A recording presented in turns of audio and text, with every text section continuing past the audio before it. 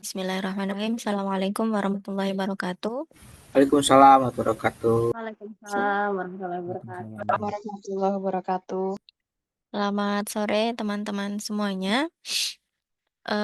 Hari ini kita masuk ke sesi ketiga teorema matematika dasar gitu ya.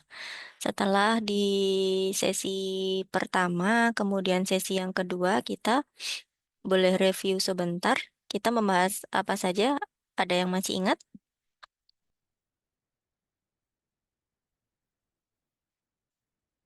Sesi satu membahas apa teman-teman?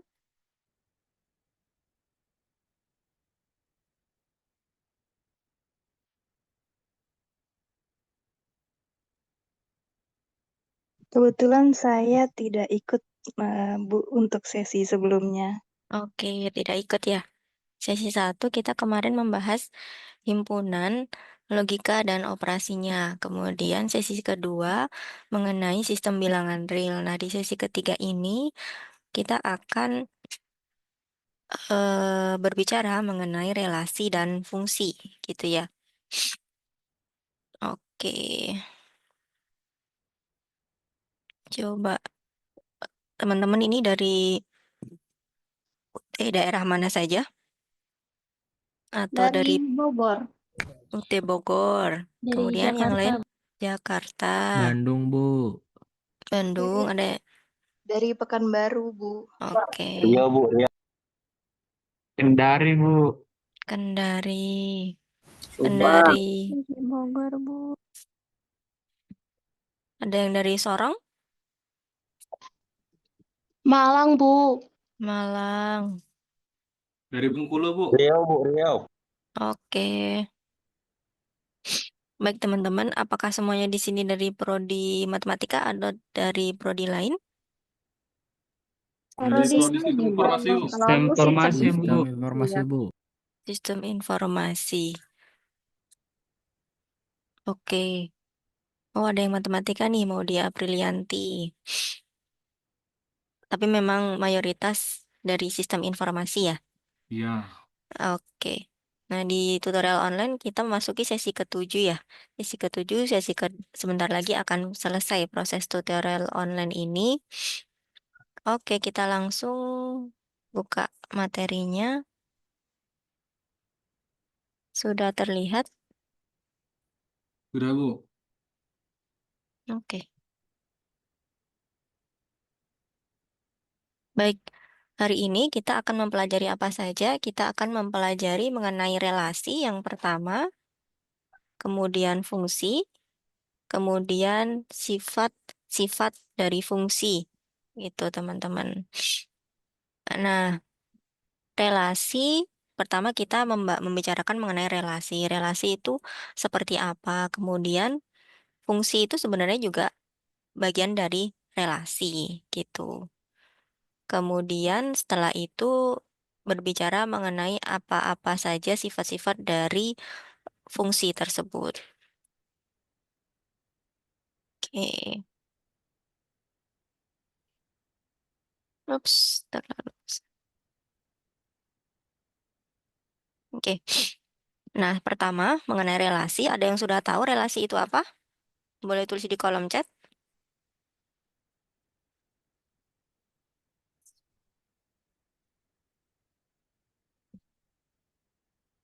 Ada yang sudah tahu relasi itu apa? Relasi itu hubungan.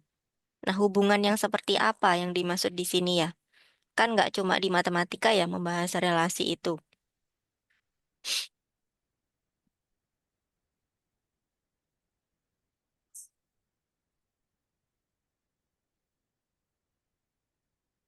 Hubungan antara satu objek dengan objek yang lain.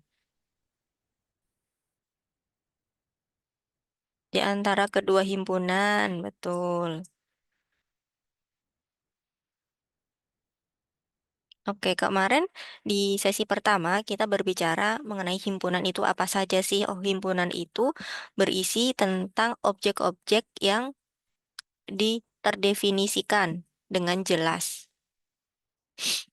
Himpunan itu memiliki anggota. Nah, sekarang antar himpunan itu mempunyai hubungan. Dan ada syaratnya himpunan tersebut tidak kosong di sini. Jadi relasi itu adalah hubungan antara himpunan yang tidak kosong. Misalkan himpunan A dan B. Nah, relasi antara himpunan A dan B dapat dinotasikan seperti R kapital ini, teman-teman. Nah, dari relasi itu kita dapat mendefinisikan suatu domain atau daerah asal. Bisa dinotasikan dengan DR seperti ini. Kemudian kita juga bisa mendefinisikan kodomain. Dari relasi tersebut kita notasikan sebagai R. Gitu ya. Domain itu adalah daerah kawan. Apabila domain dan kodomain adalah himpunan yang sama, misalkan adalah himpunan A, maka relasi tersebut disebut sebagai relasi universal. Nah, yang kemudian jika A di sini anggota dari domain dan B merupakan anggota dari kodomain memenuhi relasi, maka dapat ditulis A memiliki relasi dengan B atau bisa juga terdapat relasi A dengan B seperti ini. Nah, berkebalikan ketika tidak memenuhi relasi maka ditulis seperti ini atau negasi ya. Kalau kemarin teman-teman masih ingat kita berbicara di logika. Atau A, B bukan anggota dari relasi ini. Artinya tidak ada relasi antara A dan B itu. Nah, sebagai contoh di sini diberikan himpunan A dan himpunan N. Himpunan A anggotanya A, B, C, kemudian N itu anggotanya 1 dan 2. Didefinisikan suatu relasi sebagai berikut yaitu A1, B2, dan C1. Maka di sini domainnya atau daerah asalnya adalah himpunan A. Sedangkan kodomainnya itu adalah himpunan N. Kenapa? Karena terlihat dari urutannya di sini, urutan yang pertama itu adalah anggota himpunan A. Kemudian urutan yang kedua adalah anggota dari himpunan N. Sehingga re- eh, relasi tersebut eh, dapat pula ditulis sebagai seperti ini teman-teman. RA1, kemudian RB2, RC1 seperti ini.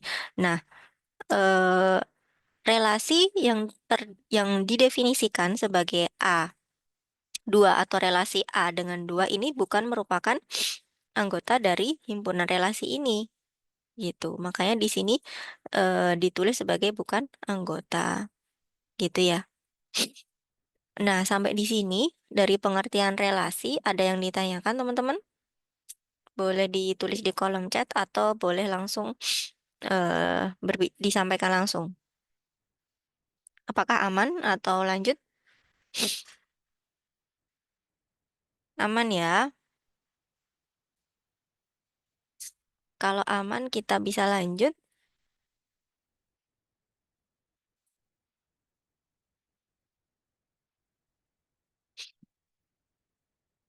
Selanjutnya, nah ini himpunannya divisualisasikan dalam diagram teman-teman. Diberikan himpunan A di sini, kemudian himpunan B. Nah, himpunan A dibuat dalam suatu diagram, B juga dalam suatu diagram. Nah, terdapat eh, relasi antara himpunan A dan B yang dihubungkan seperti ini. 1 memiliki relasi dengan A, kemudian 3 memiliki relasi dengan B, 3 memiliki relasi dengan D, 5 memiliki relasi dengan D juga gitu. Maka ternyata relasi itu juga dapat ditunjukkan menggunakan diagram seperti slide ini. Gitu. Nah, selanjutnya seperti di contoh pertama tadi, relasi itu dapat dikatakan atau dapat dituliskan sebagai pasangan terurut dengan syarat himpunan A atau himpunan, maksudnya himpunan yang berpasangan itu tidak kosong gitu ya. Disebut sebagai perkalian Kartesius gitu ya. Di mana himpunan A dan himpunan B ini dengan cara tidak kosong, kemudian terdapat anggota himpunan A dan anggota himpunan B memenuhi relasi dari kedua himpunan itu. Contoh relasi R pada himpunan bilangan asli. Masih ingat himpunan bilangan asli ya? Ada himpunan bilangan asli, bilangan caca, bilangan bulat gitu ya. Itu didefinisikan sebagai M relasi dengan N jika dan hanya jika M itu lebih dari N. M lebih dari N di sini. Nah, sama-sama himpunan bilangan asli dihubungkan dengan bilangan asli gitu ya, teman-teman. Tapi syaratnya di sini adalah M itu lebih dari N. Maka dapat di daftar atau pasangan terurutnya itu 2 dengan 1, kemudian 3 dengan 2, dengan syarat tadi memenuhi M itu lebih dari N. Nah, misalkan 1 dengan 2 ini apakah merupakan atau memenuhi dari syarat himpunan atau relasi ini, teman-teman? Nah, apakah memenuhi relasi 1 dengan 2? Pertanyaan saya. Tidak. Oke. Tidak ya, karena apa? Karena di sini M itu 1, sedangkan N itu 2. Jika M-nya 1, N 2, maka di sini M kurang dari N. Oke, kita lanjut. Nah, sekarang kita masuk ke sifat-sifat dari relasi. Sifat-sifat dari relasi ini kita punya empat: refleksif, gitu ya, simetri, transitif, dan ekivalensi. Refleksif yang pertama, sesuai namanya ya, refleksi gitu. Refleksi itu seperti eh, terhadap dirinya sendiri atau kita bercermin gitu. Artinya di sini ketika relasi kurang dari sama dengan pada himpunan bilangan bulat Z bersifat refleksif ini. Maksudnya apa? Setiap A anggota himpunan bilangan Z berlaku A itu kurang dari sama dengan bila A itu atau bilangan itu sendiri. Nah, selanjutnya kalau relasi kurang dari pada himpunan bilangan Z itu tidak bersifat refleksif. Kenapa? Karena pasti tidak dapat ditemukan bilangan itu berefleksi terhadap bilangan itu sendiri dengan relasi kurang dari. Nah, kalau yang ini kan masih ada sama dengannya gitu, teman-teman. Gitu. Jadi kalau dia cuma kurang dari, dia tidak bisa dihubungkan dengan dirinya sendiri. Nggak ada bilangan bulat yang memenuhi sifat relasi itu. Nah, selanjutnya simetri. Misalkan R itu relasi pada himpunan A. R itu dikatakan simetri jika setiap A, B anggota himpunan A dapat ditentukan relasinya, yaitu A relasi B, jika dan hanya jika B itu juga berelasi dengan A. Jadi bisa dibalik gitu, teman-teman. Misalkan relasi R pada himpunan bilangan bulat didefinisikan A relasi B jika dan hanya jika A plus B itu bilangan genap gitu. Nah, misalkan kita balik eh, B B dengan A itu anggota bilangan bulat, kemudian dioperasikan penjumlahan, apakah tetap menghasilkan bilangan genap? Ya, tentu pasti akan tetap menghasilkan bilangan genap. Maka jika operasi atau relasi itu dibalik gitu ya, A berelasi dengan B, kemudian B berelasi dengan A, maka itu akan memenuhi dari definisi ini. Itu sama-sama bilangan genap. Maka relasi R di sini bersifat simetri. Gitu. Nah, bagaimana contoh dengan relasi yang tidak simetri? Nah, ini misalkan A relasi dengan B, kemudian didefinisikan A min B itu positif. Nah, di sini kita ambil contoh, A itu 4, kemudian B itu 2, kita operasikan pengurangan 4 min 2, 4 dikurangi 2 menghasilkan 2. Namun ketika dibalik, posisinya atau B berelasi dengan A itu akan menghasilkan bilangan negatif. Maka dapat dikatakan bahwa relasi ini tidak simetri. Begitu. Nah, itu dua sifat dari relasi. Yang pertama tadi refleksif, kemudian yang kedua adalah simetri.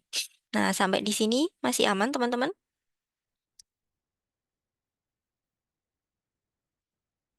Aman.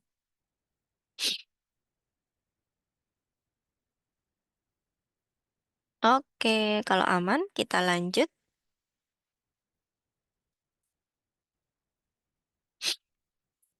Sifat yang ketiga, yaitu transitif. Nah, kalau transitif di sini, R dikatakan transitif jika kita memiliki 3 anggota suatu himpunan, lalu didefinisikan nih, relasi itu A berelasi dengan B, kemudian B berelasi dengan C, maka A itu juga berelasi dengan C, gitu teman-teman. Contohnya relasi kurang dari pada himpunan bilangan Z itu bersifat transitif. Misalkan A, B, C itu anggota himpunan bilangan bulat. A kurang dari B, dan B kurang dari C, maka A itu pasti kurang dari C. Gitu. Contohnya apa teman-teman di sini? Misalkan kita punya A itu 2, itu kurang dari 5, gitu ya. Dan 5 kurang dari 9. Maka pasti 2 itu kurang dari 9. Maka di sini disimpulkan bahwa relasi kurang dari pada himpunan bilangan bulat bersifat transitif. Lalu bagaimana dengan relasi tegak lurus? Di sini tegak lurus ya. Pada L himpunan semua garis yang terletak pada satu bidang itu bersifat tidak transitif. Misalkan, ini garis ya. Garis A, B, C itu terletak pada himpunan semua garis. A itu tegak lurus dengan B tegak lurus dengan C, maka A sejajar dengan C, gitu. Jadi maknanya belum tentu A itu tegak lurus dengan C, bahkan malah A itu sejajar dengan C. Begitu, teman-teman. Jadi tadi kita sudah punya sifat relasi, yang pertama refleksif, kedua simetri, yang ketiga transitif. Nah, sifat yang keempat yaitu ekivalen. Nah, relasi dikatakan ekivalen, memenuhi sifat ekivalen jika memenuhi dari 3 sifat sebelumnya, yaitu refleksif, simetri, dan transitif. Contohnya di sini, relasi sejajar. Relasi sejajar pada himpunan garis-garis di bidang adalah relasi ekivalen. Apakah benar? Kita cek. Yang pertama, misalkan ada garis L itu sejajar dengan garis itu sendiri. Ya, pasti ya ini. Kemudian jika L itu sejajar dengan M, maka M juga sejajar dengan L. Betul. Kemudian jika L sejajar dengan M sejajar dengan N, maka pasti L itu sejajar dengan F. Maka relasi sejajar ini memenuhi relasi refleksif, simetris, dan transitif. Nah, untuk relasi sama dengan pada himpunan bilangan real juga sesuai atau memenuhi relasi ekivalen. Untuk membuktikan sama sehalnya dengan relasi sejajar ini tadi, teman-teman. Nah, begitu. Sampai di sini masih aman?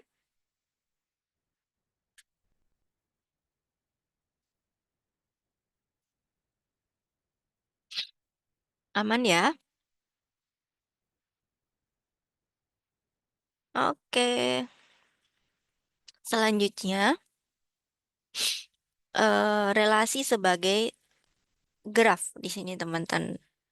Relasi ternyata graf itu dapat definisikan sebagai himpunan V yang elemen-elemennya terdiri dari vertex bersama dengan sisi atau segmen garis yang menghubungkan pasangan vertex tertentu.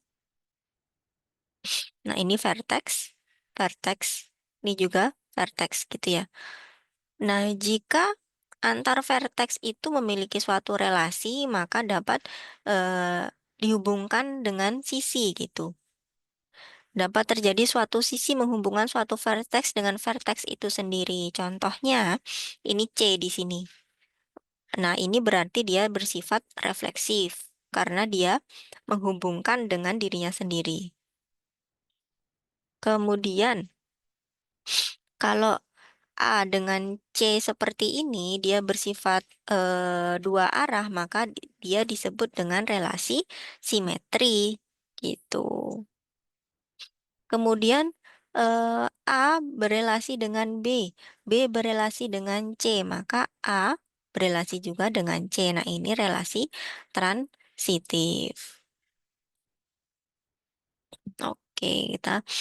Nah, seperti yang saya sampaikan tadi, yang pertama itu bentuk seperti ini berelasi dengan dirinya sendiri berarti ilustrasi relasi refleksif, ya. Kemudian yang kedua berarah kedua vertex A dengan B berarti dia bersifat simetris. Kemudian jika A berelasi dengan B berelasi dengan C, maka A berelasi dengan C. Ini disebut sebagai graf transitif atau memenuhi relasi transitif. Kemudian ekivalen berarti memenuhi memenuhi relasi refleksif, simetris, dan transitif. Jadi, masing-masing vertex ini juga memiliki hubungan dengan dirinya sendiri.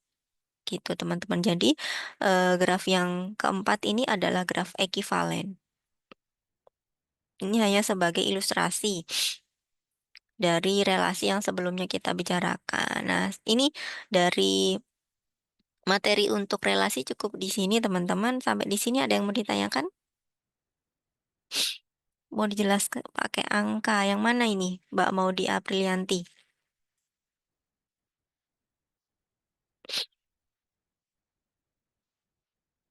Yang pakai angka yang mana, Mbak?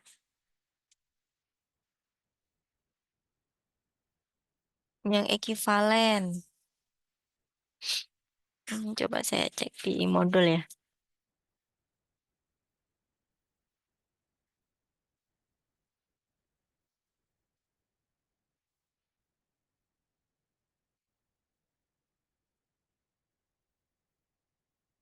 Modul 5 ya, teman-teman ya, untuk relasi itu.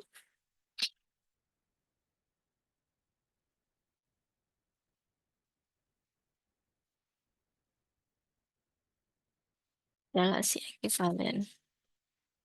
Di tempat teman-teman hujan nggak ini?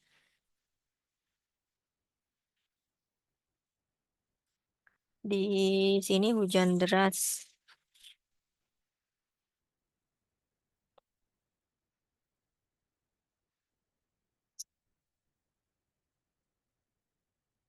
Oke, saya stop share di sini. Masih hujan. Oh, sama berarti ya. Saya buka itu dulu ya.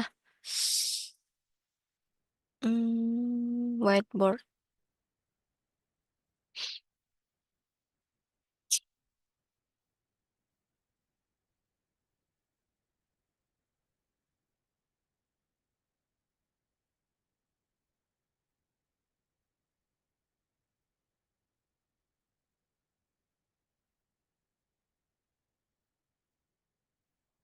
Oke, terlihat ya.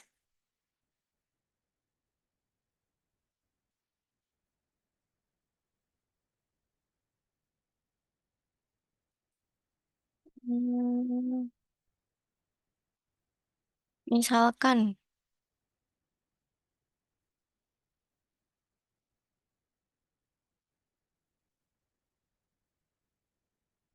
R itu relasi 1,1, kemudian 2,2, kemudian 1,2, 2,1.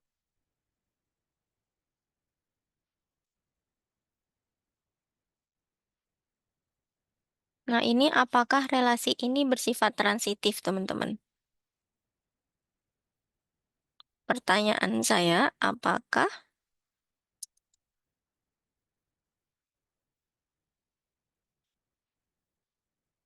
bersifat transitif?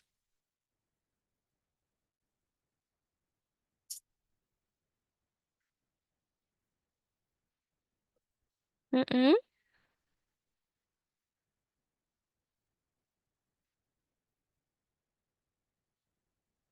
Ada yang tahu apakah relasi ini bersifat transitif?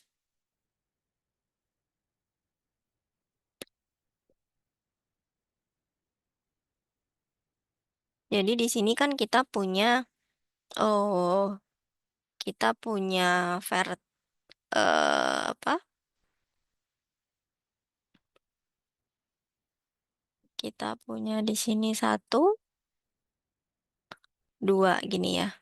1 ini berelasi dengan 2, terlalu tebal.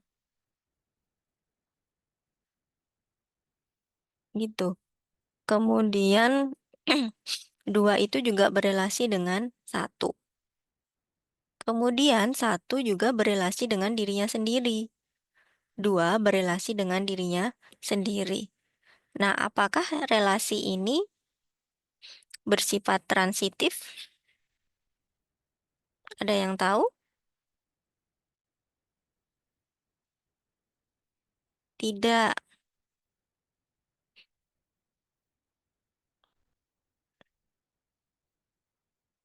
Simetris, ada yang bilang simetris, ada yang bilang tidak. Kenapa dia tidak bersifat simetris? Sorry, tidak transitif.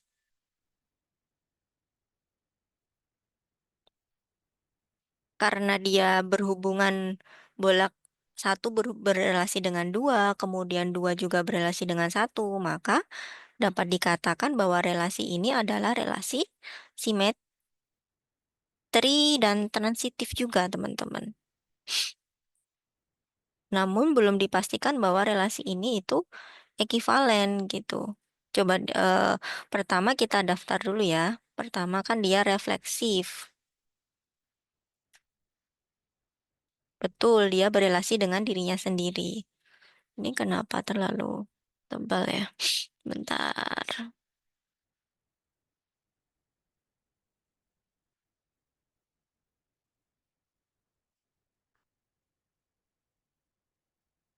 Hmm.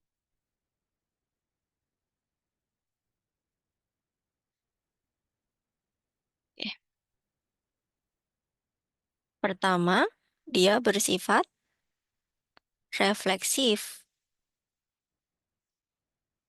Yang kedua, simetris. Yang ketiga, transitif. Yang keempat, ekivalen. Gitu ya.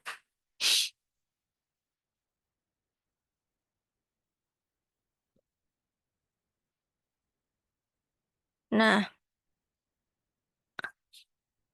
bisa dilihat di sini dari grafnya, dia berelasi dengan dirinya sendiri, maka dia bersifat refleksif. Kemudian yang kedua simetris, dia eh, berelasi dengan 2, 1 berelasi dengan 2, 2 juga bisa berelasi dengan 1, dia bersifat simetris. Nah, karena dia dihubungkan oleh 2 vertex saja, maka dia juga dapat dikatakan transitif gitu. Nah, karena 1 dan 2, 3 terpenuhi, maka dapat dikatakan relasi ini bersifat ekivalen. Nah, mungkin kalau contoh di relasi seperti ini ya, nanti lebih lanjut kita ke rela atau fungsi, di fungsi nanti teman-teman. Nah, sampai di sini ada yang mau ditanyakan dari contoh ini untuk sifat dari relasi?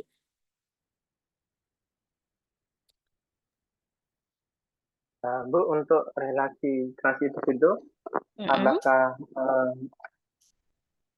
maksudnya kalau di contoh sering tiga ya, A, B, B, C, kemudian AC gitu ya. Kalau dua itu Mm-mm. juga bisa seperti yang kata barusan juga masuk transitif ya, yang barusan saja tadi itu ya. Iya, karena didefinisikannya cuma dua ya, Mas ya. Jadi dia bisa dikatakan transitif.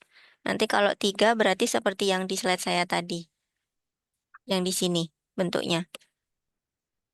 Yang kopi siap. Oke, coba saya cari soal. Hmm,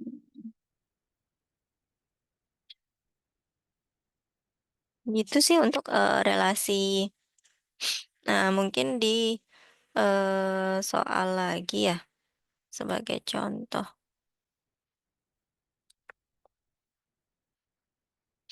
Untuk relasi R, tapi tidak terlihat.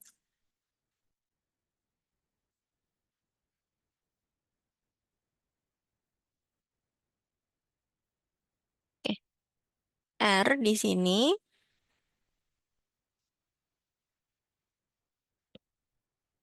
relasi dari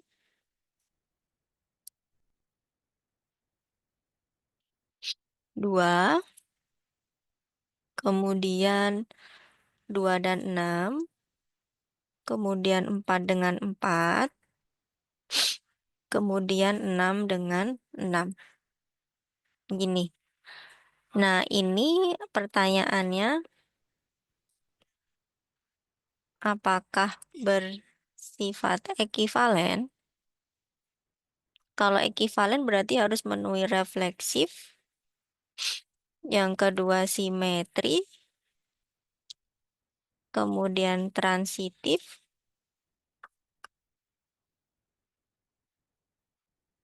yang keempat berarti, oke, berarti ketiga ini dulu ya. Karena nanti ketika memenuhi ketiga ini, maka dapat dikatakan relasi ini bersifat ekivalen.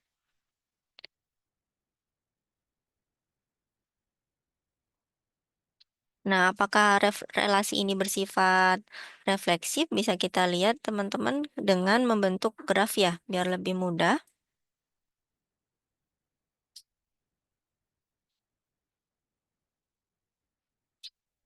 Di sini kita punya 2, kemudian punya 4, punya verteknya 6. 2 berelasi dengan 2. Kemudian 2 berelasi dengan 6. Kemudian 4 berelasi dengan dirinya sendiri. 6 berelasi dengan dirinya sendiri. Gitu. Nah, dari grafnya saja kita sudah bisa menyimpulkan ya bahwa bentuknya ini bukan merupakan bentuk graf ekivalen gitu. Karena untuk refleksif iya, eh, si relasi ini bersifat refleksif karena apa? Setiap verteknya itu berelasi dengan dirinya sendiri. Namun untuk simetris tidak, ya, tidak berhubungan dengan setiap verteknya. Misalkan 2 berelasi dengan 6. Namun 6 tidak berelasi dengan 2. Maka ini tidak terpenuhi untuk sifat relasi simetrisnya. Karena simetris pun tidak terpenuhi, maka transitif apalagi ya teman-teman, 2 tidak berelasi dengan 4, kemudian 4 tidak berelasi dengan 6, seperti itu. Jadi dapat dikatakan bahwa relasi ini tidak bersifat ekivalen. Begitu. Oke, sampai di sini aman ya teman-teman ya untuk relasi.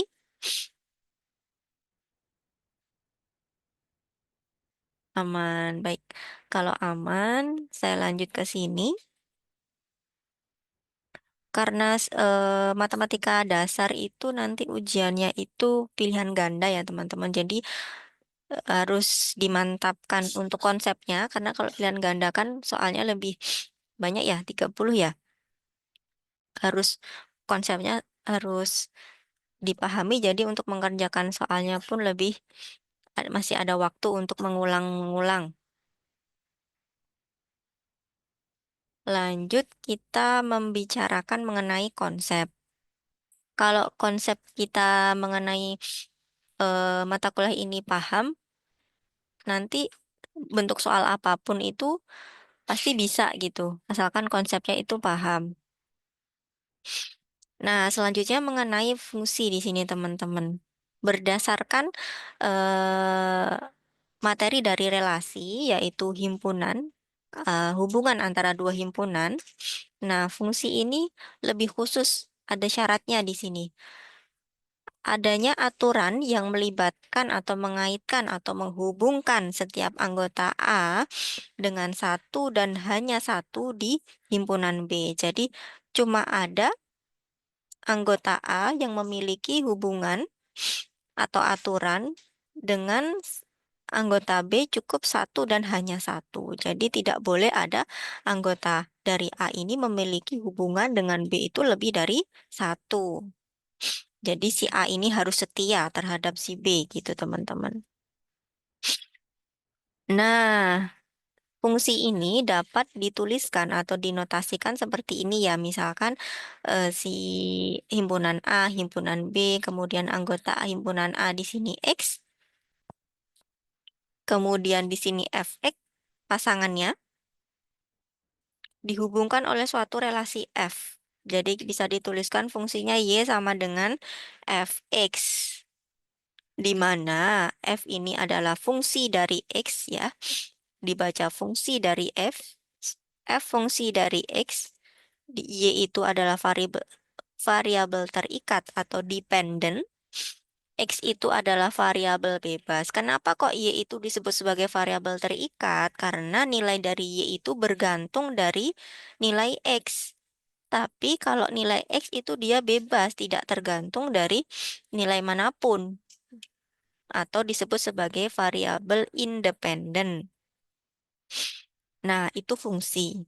Contohnya bagaimana? Di sini kita punya dua himpunan, himpunan A dan himpunan B. Himpunan A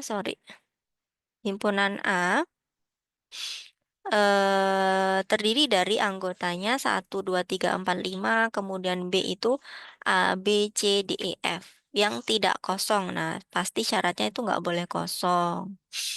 Kemudian didefinisikan bahwa fungsi F dari 1 itu A, fungsi F dari 2 itu A juga, fungsi F dari 3 itu B, fungsi F dari 4 itu D, fungsi F dari 5 itu D juga. Nah, F itu adalah suatu fungsi dari A dan B. Gitu ya. Perhatikan di sini teman-teman, setiap anggota A memiliki kaitan atau memiliki hubungan dengan B itu hanya satu, tepat satu. Elemen A atau anggota A tidak boleh memiliki kaitan lebih dari satu dengan elemen B. Maka di sini F ini dapat dikatakan fungsi. Itu. Jadi relasi itu, fungsi itu termasuk relasi, tapi belum tentu relasi itu adalah fungsi. Nah, contohnya ini. Kalau ini tadi clear ya, F ini adalah suatu fungsi. Nah, ini contoh yang bukan fungsi. Masih sama, anggotanya itu adalah 1, 2, 3, 4, 5 untuk himpunan A, untuk himpunan B adalah A, B, C, D, E. Nah, untuk definisi fungsinya dapat dilihat dari diagram berikut ini, teman-teman. Perhatikan, karena tiga ini dia memiliki lebih dari satu kaitan dengan anggota dari B, yaitu si B dan si C, gini ya. Karena dia nggak setia nih sama B kan, dia punya pasangannya itu dua B sama C. Maka dapat dikatakan bahwa F ini adalah bukan fungsi atau relasi, hanya relasi begitu. F bukan suatu fungsi atau melainkan relasi. Di sini teman-teman bisa membedakan ya, apa perbedaan relasi dan fungsi.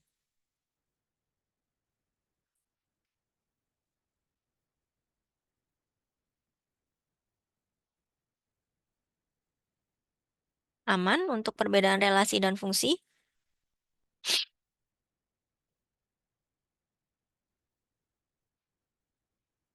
Aman.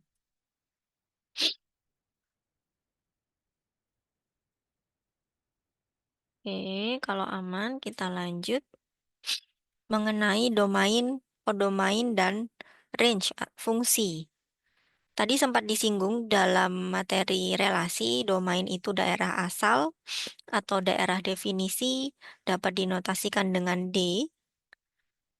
DF gitu ya. Kemudian kodomain itu daerah kawan. Eh, nah, di sini untuk A anggota himpunan A atau terdapat Fx anggota dari B, disebut juga si Fx itu adalah nilai F untuk A. Nilai F untuk A. Nah, himpunan bagian dari B yang anggotanya memiliki kaitan dengan anggota A disebut range atau diberi notasi dengan RF di sini. Jadi kalau yang tadi teman-teman di sini domainnya itu apa saja? Domainnya 1, 2, 3, 4, 5. Kemudian RF-nya apa? RF itu hanya anggota B yang hanya memiliki kaitan dengan anggota di A. Berarti range-nya apa saja? Range-nya hanya A, B, C, D. Si E ini nggak termasuk dalam range atau daerah hasil. Begitu. Nah, ini sebagai contoh ya teman-teman. Kita punya himpunan K 1357, kemudian himpunan L 2468. Didefinisikan suatu fungsi dari K ke L dengan F dari 1 itu sama dengan 2, kemudian F3 sama dengan F dari 3 sama dengan 4, F dari 5 sama dengan 6, F dari 7 sama dengan 2. Maka domain atau daerah asalnya adalah 1, 3, 5, dan 7. Kemudian range-nya adalah 2, 4, 6, dan oh ini harusnya 8 tidak termasuk ya karena eh, F dari 7 itu 2, jadi ini 8 tidak termasuk. Begitu. Kemudian contoh yang kedua, himpunan bilangan asli 1, 2, 3, 4, dan seterusnya didefinisikan fungsi bilangan asli ke bilangan asli itu juga, di mana bilangan ganjil dikaitkan dengan 1, bilangan genap dikaitkan dengan 2. Maka domainnya adalah semua bilangan asli, kemudian range-nya hanyalah 1 dan 2. Gitu.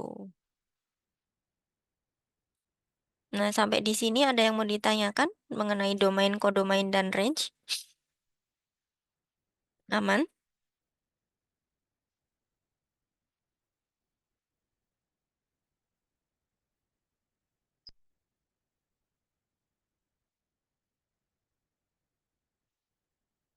O- Oke.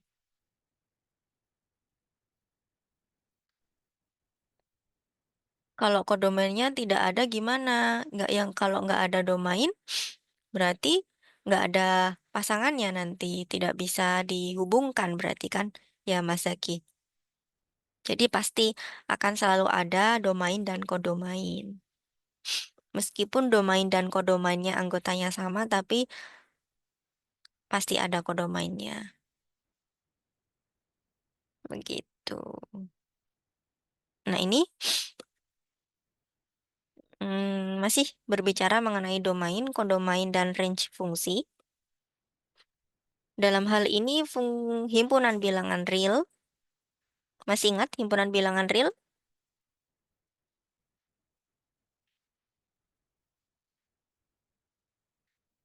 Himpunan bilangan real masih ingat teman-teman? Masih.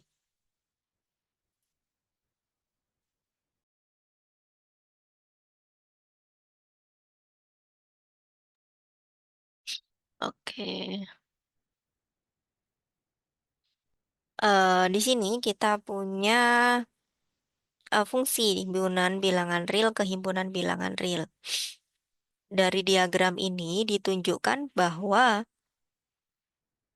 setiap anggota dari himpunan bilangan real itu direlasikan atau dipetakan terhadap dirinya sendiri gitu ya. Ini termasuk relasi refleksif ya.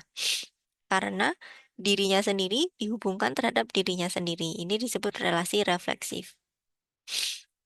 Nah, jika diformulakan gitu ya, diformulasikan dalam suatu fungsi, maka dapat difungsikan F terhadap X itu adalah X itu sendiri. Maka domain F adalah negatif tak terhingga sampai tak terhingga. Kodomainnya juga min tak terhingga sampai tak terhingga. Kemudian range-nya, karena dia setiap anggotanya itu dihubungkan dengan dirinya sendiri, maka kodomain dan range-nya itu sama, yaitu himpunan bilangan real juga. Nah, begitu teman-teman. Sampai di sini masih aman ya? Aduh, mohon maaf saya agak ini mampet. Masih aman? Aman. Oke. Kita lanjut ya.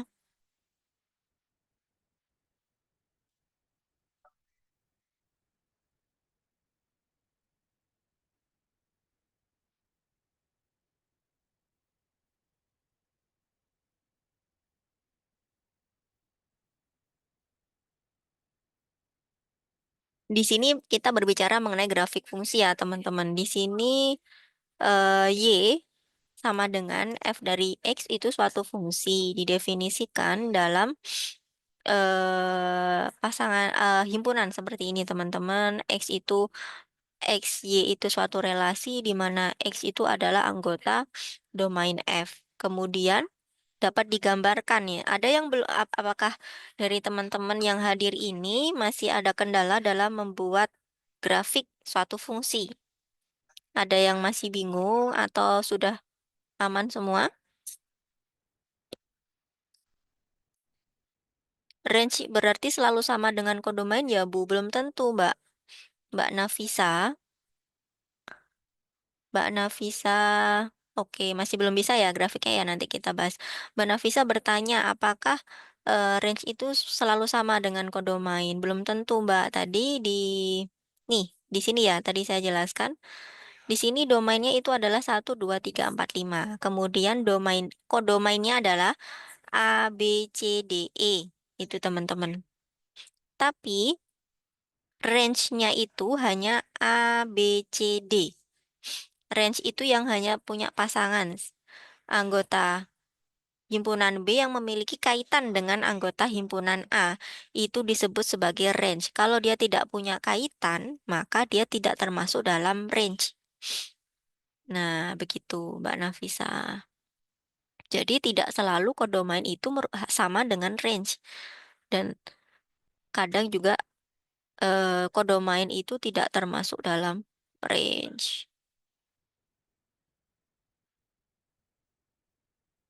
Oke, kita berarti masuk ke grafik ya teman-teman ya. Di slide ini kita akan menggambarkan grafik fungsi Y sama dengan min X plus 1. Nah, kalau menggambar suatu grafik ya, terutama di sini kita masih berbicara fungsi linier, berarti kalau divisualisasikan itu merupakan garis lurus. Nah, kalau mau menggambar garis lurus, at least kita harus punya dua titik ya.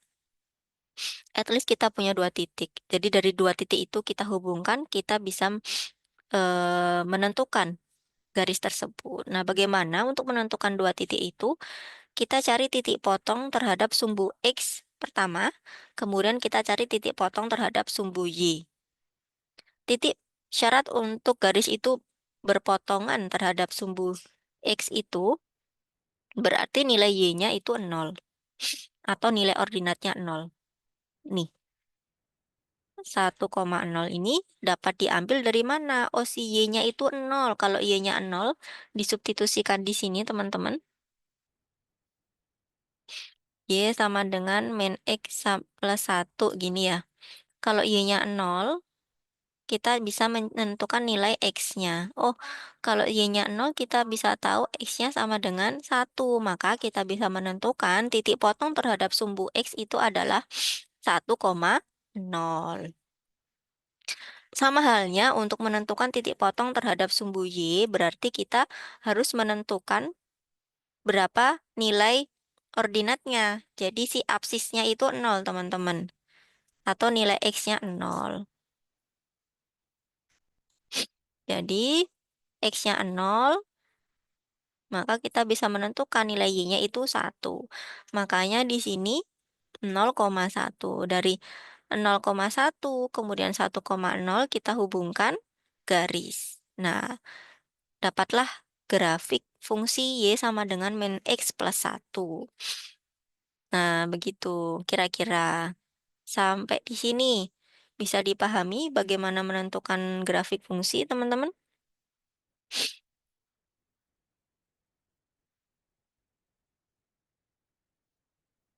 Belum. Oke, kalau belum kita ke whiteboard ya. Mana whiteboardnya? Jadi whiteboard ini.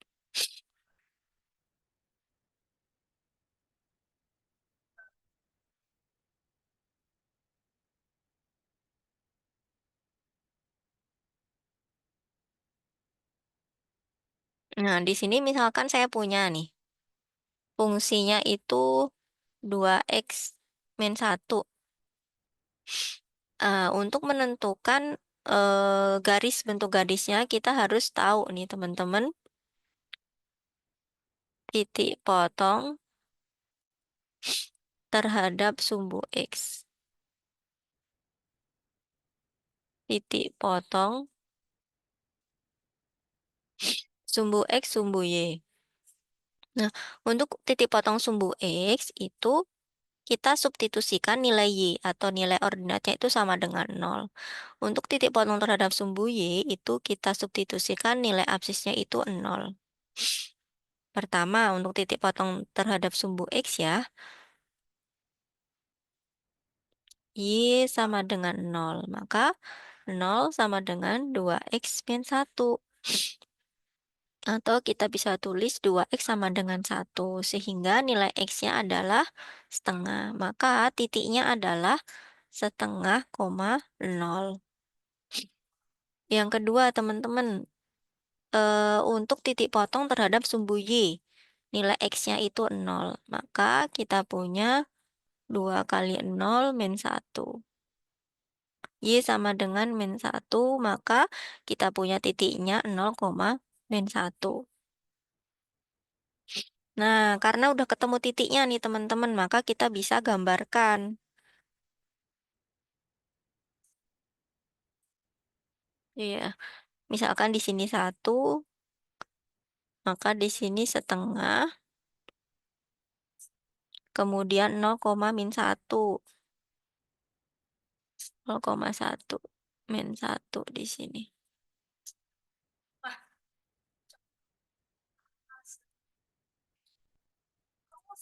Setengah, 0, 0, min 1. Jadi kita hubungkan dua titik ini, ketemu deh di sini garisnya itu Y sama dengan 2x min 1. Di mana kelupaan di sini sumbu X, di sini sumbu Y. Nah, begitu teman-teman. Kira-kira.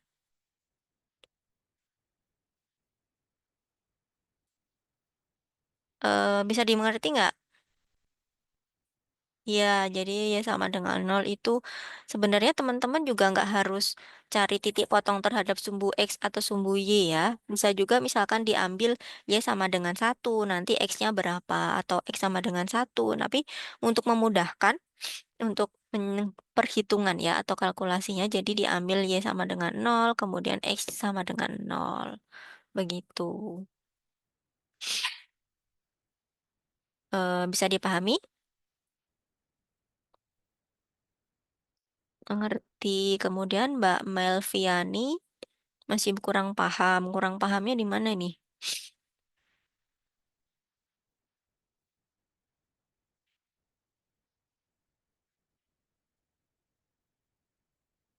Kurang pahamnya di sebelah mana?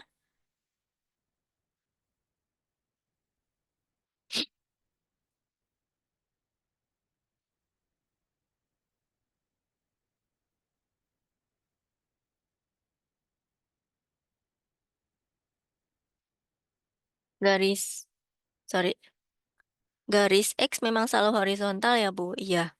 Sumbu X, sumbu Y ya. Sumbu Y-nya itu vertikal, sumbu X-nya itu horizontal. Berarti untuk perhitungan X-nya aja nggak harus 0. Iya, betul, nggak harus 0. Boleh ambil titik yang lain. Namun untuk memudahkan, teman-teman bisa mengambil X sama dengan 0 dan Y sama dengan 0. Oke. Kalau sudah oke, kita lanjut di sini. Operasi fungsi. Nah, di sini kita memiliki dua fungsi memiliki dua fungsi yaitu F dan G dari himpunan bilangan real. Nah, ada operasi fungsi itu. Misalkan di sini operasi penjumlahan pengurangan. Penjumlahan atau pengurangan dari operasi fungsi. Kemudian fungsi itu bisa juga dikalikan dengan suatu konstanta. Dalam hal ini dimisalkan adalah alfa. Kemudian fungsi itu juga bisa dioperasikan perkalian, bisa juga dioperasikan pembagian. Namun untuk domainnya atau daerah asalnya tentu harus disesuaikan. Belum tentu domain dari F itu juga berlaku untuk domain dari operasi penjumlahan atau pengurangan. Jadi diambil irisan. Maksud irisan gimana di sini? Irisan itu adalah himpunan yang memenuhi dari kedua fungsi itu, teman-teman. Kalau teman-teman masih ingat dulu, kalau digambarkan gitu ya. Nah, irisannya kan di tengah-tengah sini. Nah, ini merupakan irisan dari himpunan. Jadi kalau irisan tuh kan pasti memenuhi dari kedua himpunan itu gitu. Karena ini sudah dioperasi, ada operasinya, maka domainnya itu adalah himpunan atau irisan. Begitu. Nah, ini contoh untuk operasi fungsinya. Diberikan dua fungsi f(x) dan g(x), di mana f(x) itu adalah 2x, kemudian g(x) itu adalah 1 min x.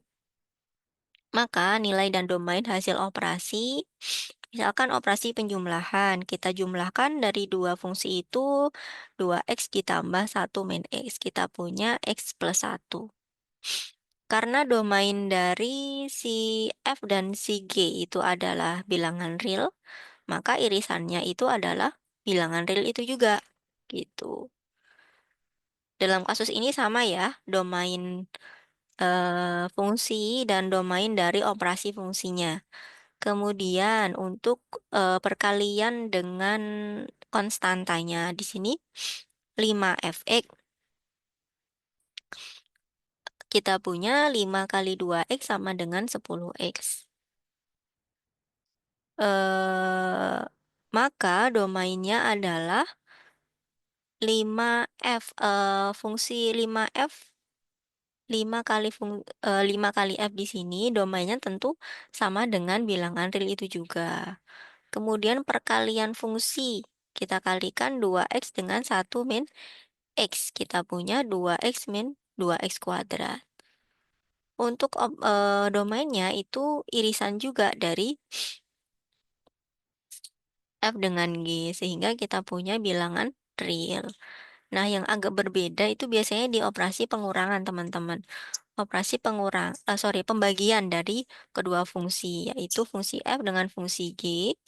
Di sini kita punya 2x per 1 min x.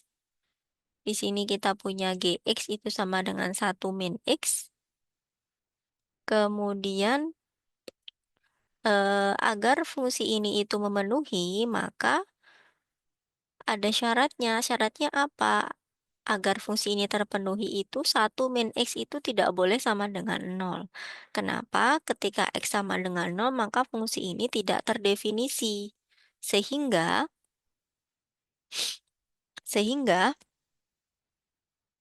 domain dari hasil pembagian fungsi ini adalah seluruh bilangan real kecuali X sama dengan 1.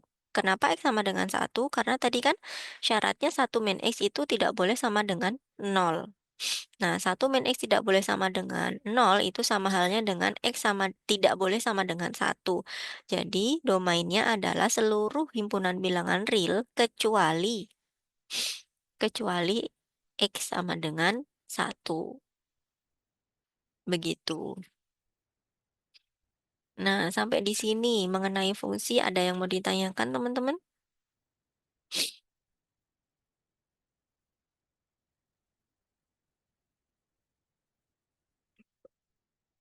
Aman?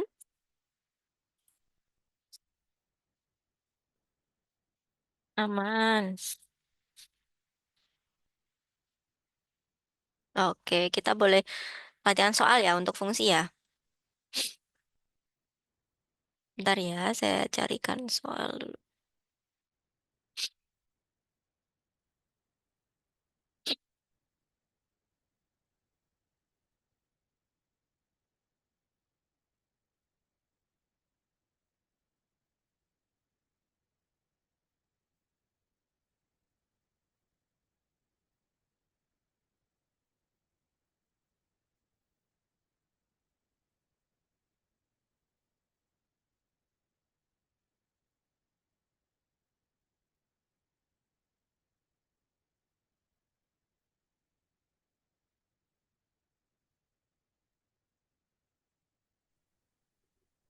Oke.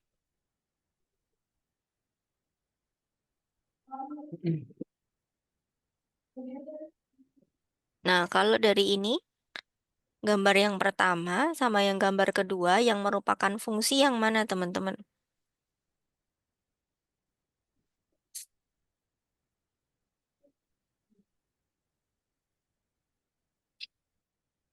Yang pertama atau yang kedua? Gambar Yang kedua. kedua. Kenapa kok yang kedua? Kenapa yang pertama nggak merupakan fungsi?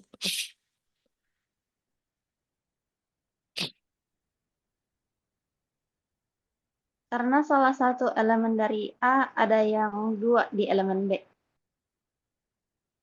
Mm-mm. Domain ada yang tidak berpasangan. Karena 2 di himpunan A itu nggak punya pasangan. Jadi, yang pertama itu dia bukan merupakan suatu fungsi ya, teman-teman ya.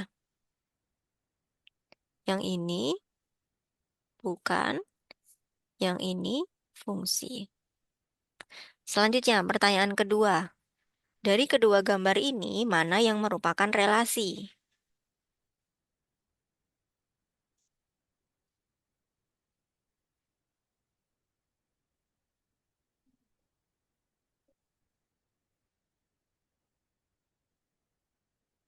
Yang mana yang merupakan relasi?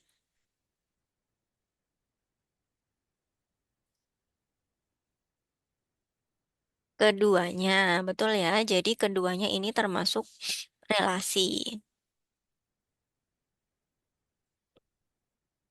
Oke.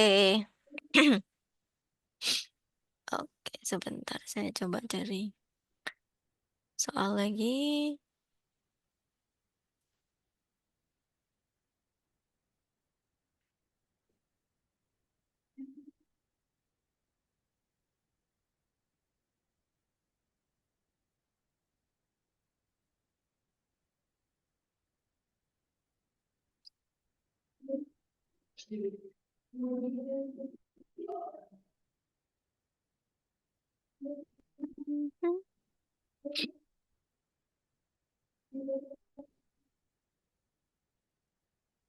Kalau yang ini teman-teman, ini saya kasih penomoran di sini A. Sorry. A, B, C. Yang mana yang fungsi?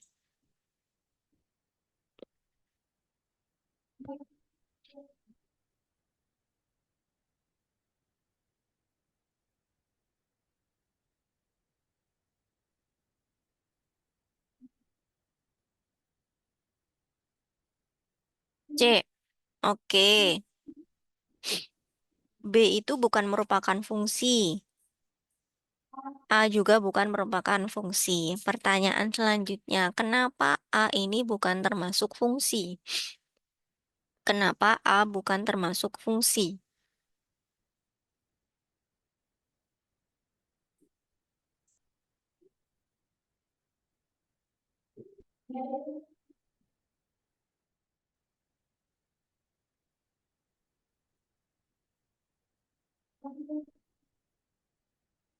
Karena A3 memiliki dua pasangan, betul. Si A ini, si A3 ini nggak setia ya. Dia punya dua pasangan, kan harus syaratnya cuma satu, punya satu pasangan ke B. Gitu. Pertanyaan keberapa ini ya? Pertanyaan selanjutnya, kenapa si B ini bukan merupakan fungsi? Padahal dia udah setia nih, tapi dia juga bukan merupakan fungsi. Nah, ternyata A3 juga nggak punya pasangan, teman-teman. Dia belum menemukan ya, ternyata. Oke,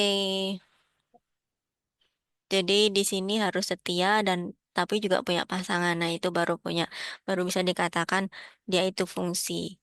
Setia dan punya pasangan dan setia, gitu ya. Mudah ya diingat-ingat ya. Setia dan punya pasangan dan setia.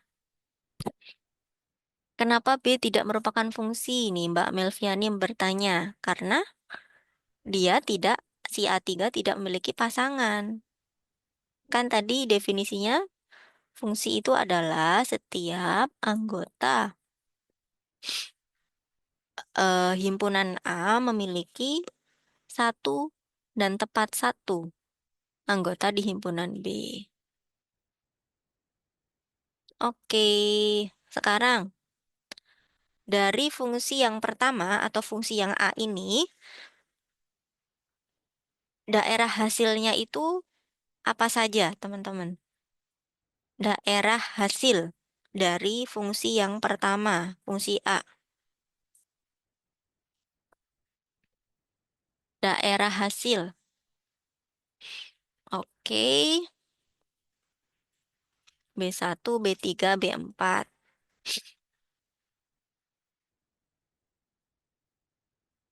Bisa ya? Kemudian daerah kawan. Daerah kawan dari fungsi yang pertama, fungsi A. Itu apa saja? Daerah kawan. Daerah kawan. Oke, mantap. Izin bertanya, Bu. Kalau fungsi akar,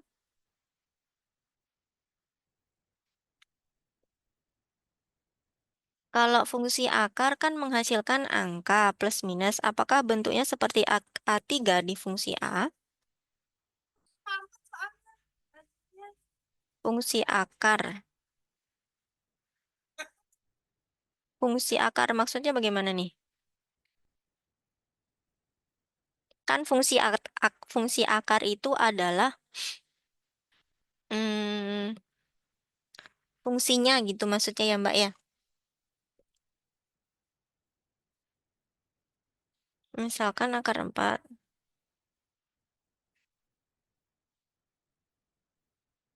Oke. Hmm, mana tadi? Ada pertanyaan nih teman-teman. Kalau fungsi akar menghasilkan angka plus minus, apakah bentuknya seperti A3? Maksudnya gini ya. Misalkan kita punya fungsi fx itu sama dengan x kuadrat. Gitu ya. Nah, di sini misalkan tentunya apa namanya, ada domain tergantung kita mendefinisikan domain, kodomain, dan range-nya di sini. Misalkan di sini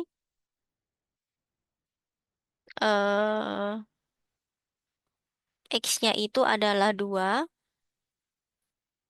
3, 4 gitu. Nah, di sini berarti daerah hasilnya apa? Daerah hasilnya berarti misalkan 4, 5, 6, 7 gitu ya. Jadi tergantung kita menentukan si domainnya, teman-teman. Misalkan di sini 2 kan punya relasi dengan 4. Ternyata 3 dan 4 itu tidak punya relasi di sini.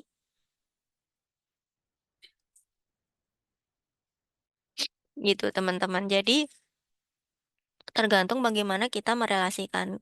Nggak mungkin 2 ini kan memiliki eh, hasil atau daerah hasil yang lebih dari 1 ya. Pasti tentu dia hanya memiliki fungsi kuadrat, nilai kuadrat itu 4 saja.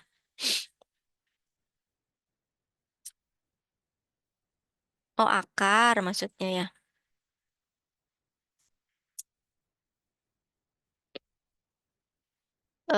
Tadi berarti kalau misalkan fx itu sama dengan akar x.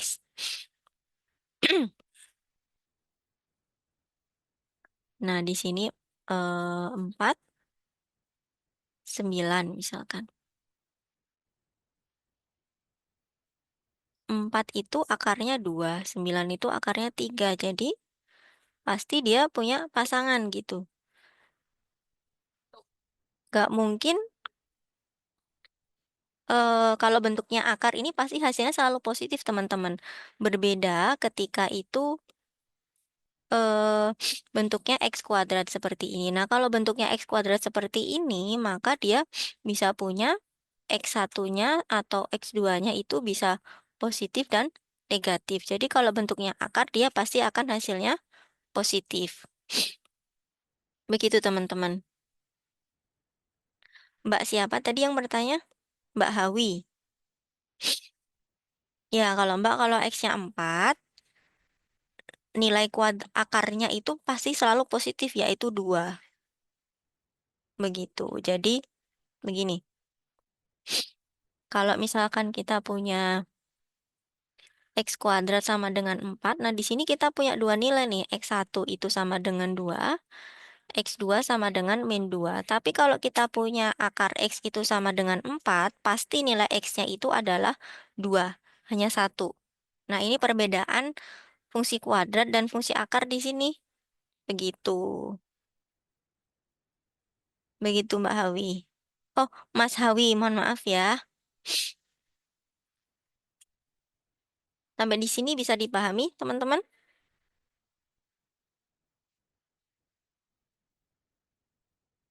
Bisa. Oke deh.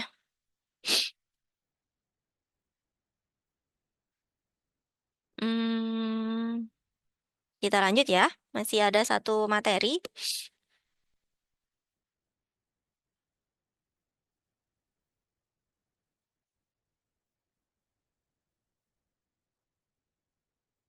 Nah, ini macam-macam fungsi ya, teman-teman. Fungsi satu-satu, fungsi ada injektif, surjektif.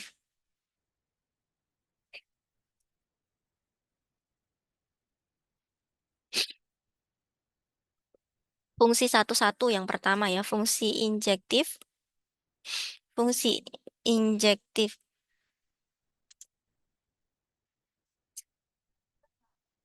Nah, di sini kita misalkan terdapat dua himpunan A, himpunan B.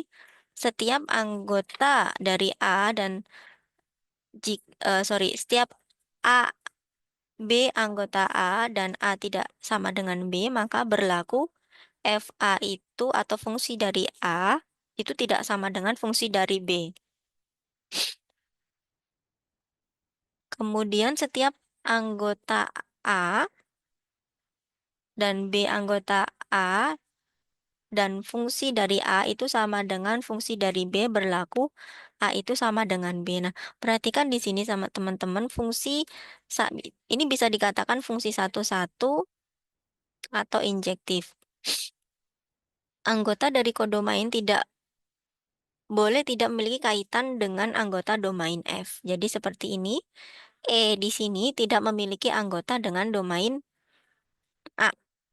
Jadi range-nya adalah A, B, C, D. Tapi syaratnya adalah setiap anggota atau himpunan dari A yang memiliki kaitan dengan himpunan B itu memiliki hanya satu, teman-teman. Memiliki satu pasangan saja, tepat satu. Gitu. Nah, selanjutnya kalau fungsi surjektif. Nah, fungsi surjektif itu berlaku jika setiap Y anggota himpunan B terdapat X anggota himpunan A berlaku Y sama dengan Fx. Dalam notasi matematika, ini dituliskan seperti ini ya, teman-teman ya. Jadi setiap kodomain itu memiliki hubungan dengan domainnya. Atau range-nya itu sama dengan kodomain. Itu disebut sebagai fungsi surjektif. Setiap range itu merupakan kodomain. Nah, selanjutnya nanti kita contohnya di sini, teman-teman. Diberikan suatu himpunan A dan himpunan B, himpunan A itu 1, 2, 3, 4, 5, kemudian himpunan B itu A, B, C, D, didefinisikan himpunan fungsi F itu adalah himpunan A direlasikan terhadap himpunan B, di mana F dari 1 itu sama dengan A, di sini. Kemudian F dari 2 itu A juga, F dari 3 itu B, dari 4 itu C, F dari 5 itu D. Maka fungsi ini dapat didefinisikan sebagai fungsi injektif dan atau surjektif. Kenapa? Karena range-nya ini sama dengan kodomain. Pertama, itu merupakan fungsi surjektif. Kedua, setiap anggota fungsi dari F ini memiliki pasangan di B. Begitu. Nah, kalau fungsi bijektif tadi kan kalau sifat relasi itu kan ekivalen itu memenuhi refleksif, simetris, dan transitif. Jika memenuhi ketiga sifat itu, maka relasi itu dapat dikatakan relasi ekivalen. Nah, di sini kalau sifat-sifat fungsi itu ada injektif dan surjektif. Kalau si fungsi itu bersifat injektif dan surjektif, maka dapat dikatakan fungsi itu disebut fungsi bijektif. Itu teman-teman. Nah, tadi ini surjektif ya, teman-teman. Nah, ini contoh untuk surjektif ya, bukan contoh untuk fungsi injektif. Kenapa? Karena tadi saya terlewat. Kenapa ini bukan fungsi injektif? Karena ada anggota himpunan kodomain di sini memiliki dua pasangan. Jadi pasangan 1 dan pasangannya 2 itu sama-sama A. Nah, ini tidak termasuk dalam fungsi injektif. Jadi ini contoh dari fungsi surjektif. Nah, lanjut untuk fungsi bijektif di sini diketahui himpunan M dan himpunan B itu dipetakan dengan fungsi F. Nah, dapat dilihat di sini setiap anggota kodomain merupakan peta atau memiliki tepat satu pasangan dari anggota domain. Jadi si kodomainnya itu sama dengan dari range. Kemudian setiap anggota domain juga mempunyai tepat satu anggota dari kodomain. Nah, dapat disimpulkan bahwa fungsi atau diagram ini merupakan fungsi bijektif. Nah, sampai di sini ada yang ditanyakan teman-teman mengenai sifat-sifat fungsi, yaitu ada injektif, surjektif, dan bijektif. Aman atau tidak?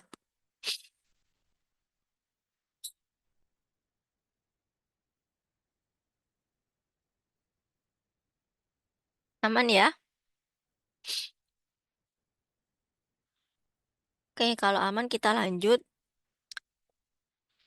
fungsi ganjil dan fungsi genap. Ternyata fungsi itu ada yang fungsi ganjil dan fungsi genap, teman-teman. Nggak cuma jalan yang di Jakarta ya, ganjil genap ya. Nah, di sini kalau fungsi ganjil ini dapat didefinisikan ketika f dari min x itu sama dengan negatif fx. Itu disebut sebagai fungsi ganjil. Kemudian fungsi fx dikatakan fungsi genap jika berlaku f dari negatif x itu sama dengan fx. Nah, itu disebut sebagai fungsi genap. Nah, contohnya bagaimana? Jika fungsinya itu y sama dengan x, itu merupakan fungsi ganjil. Kenapa, teman-teman? Jika kita substitusi x-nya itu dengan min 1, maka menghasilkan min 1. Nah, kalau kita substitusi f-nya 1, menghasilkan 1. Jadi, ini f min 1 itu sama dengan min 1. Ini untuk membuktikan ya bahwa si f min x itu sama dengan f min fx gitu. Nah, kalau bedanya dengan fungsi genap, ketika kita substitusi fungsi itu dengan suatu bilangan negatif dan bilangan positif, itu akan menghasilkan eh, nilai yang sama, teman-teman. Nih, contohnya kita substitusi X-nya itu dengan min 2 dan 2 itu akan menghasilkan nilai 4. Sama-sama 4 gitu. Jadi dapat disimpulkan bahwa f dari min X itu sama dengan f dari X. Nah, itu perbedaan antara fungsi ganjil dan fungsi genap. Sampai di sini bisa dipahami?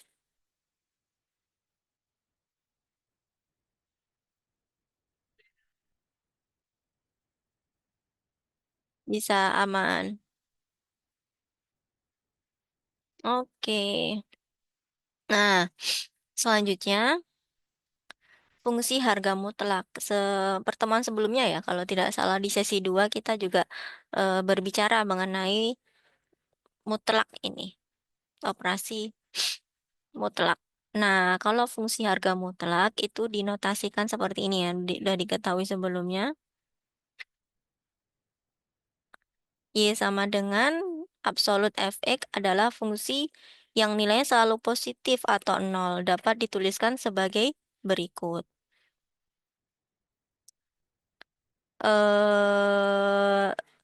Fungsi mutlak ini akan menghasilkan negatif x apabila x kurang dari 0, akan menghasilkan 0 apabila x sama dengan 0, kemudian akan menghasilkan x apabila x-nya lebih dari 0. Nah, jika digambarkan grafiknya, itu akan seperti ini, teman-teman. Jadi ketika X-nya positif, itu ini gradiennya selalu positif juga. Kalau kita, teman-teman, masih ingat ya tentang kemiringan atau gradien. Kemudian kalau X-nya itu negatif, akan eh, berbentuk seperti ini. Begitu. Kemudian ini kayak pencerminan gitu ya.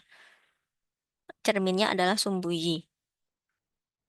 Nah, itu kalau fungsi mutlak. Selanjutnya fungsi komposisi. Nah, fungsi komposisi di sini misalkan diberikan suatu fungsi f dan fungsi g, di mana fungsi f itu merupakan hubungan atau relasi dari himpunan A dan himpunan B. Kemudian fungsi g itu dari himpunan B ke himpunan C. Nah, dapat didefinisikan fungsi H itu seperti transitifnya ya, transitif dari himpunan A ke himpunan C. Nah, untuk setiap X anggota A dapat menggunakan aturan F yang mendapatkan Y sama dengan F dari X itu anggota dari B. Kemudian menggunakan aturan fungsi G untuk menentukan G dari Y anggota C. Nah, aturan fungsi H ini dapat notasikan dari fungsi komposisi seperti ini, teman-teman, di mana H dari X itu merupakan hasil komposisi dari fungsi G dengan fungsi F. Dan pastinya X ini merupakan anggota dari himpunan A. Nah, fungsi H ini bisa disebut sebagai fungsi komposisi G dan H. Seperti ini. Nah, tentunya syarat untuk domain dan kodomainnya itu, range dan domainnya itu tidak boleh timbunan kosong. Nah, contohnya seperti, ini bentuknya dulu. Didefinisikan tadi kan kita punya 3 himpunan ya teman-teman. Himpunan A, himpunan B, kemudian himpunan C. Himpunan A dengan himpunan B kita punya fungsi F. Himpunan B dengan himpunan C kita punya fungsi G. Nah, fungsi komposisi itu dari himpunan A langsung punya hubungan dengan himpunan C. Itu G komposisi F. Nah, begitu. Nah, bagaimana dengan domainnya? Domainnya itu seperti ini, di mana irisan dari range-nya F, kemudian dengan domainnya dari fungsi G. Jadi irisannya ini, irisan dari range dari fungsi F dan domain dari fungsi G ini disebut sebagai domain dari fungsi komposisi G dan F. Nah, ini lain halnya dengan, jadi tidak sama ya ketika komposisi G dengan F itu tidak sama dengan F komposisi G. Nah, perbedaannya dari domainnya, kalau F komposisi G berarti domainnya adalah range dari G. Range dari G berarti di sini kemudian diiriskan dengan domain dari F. Begitu, teman-teman. Jadi kalau yang grafik ini adalah untuk fungsi G komposisi F. Kemudian contohnya nih, mungkin teman-teman akan lebih paham ketika kita melihat contoh ya. Di sini kita punya fungsi fx itu x min 2, kemudian gx itu akar x. Nah, untuk domain maupun range-nya ini didefinisikan fungsi f itu himpunan bilangan real. Kemudian untuk fungsi g, domainnya itu adalah 0 sampai tak terhingga, kemudian range-nya ini 0 sampai tak terhingga. Teman-teman tahu nggak kenapa domainnya itu dari 0 sampai tak terhingga? Kenapa tidak himpunan bilangan real seperti fungsi dari f ini? Fungsi f dari x, mohon maaf. Ada yang tahu kenapa range dan domainnya itu 0 sampai tak terhingga?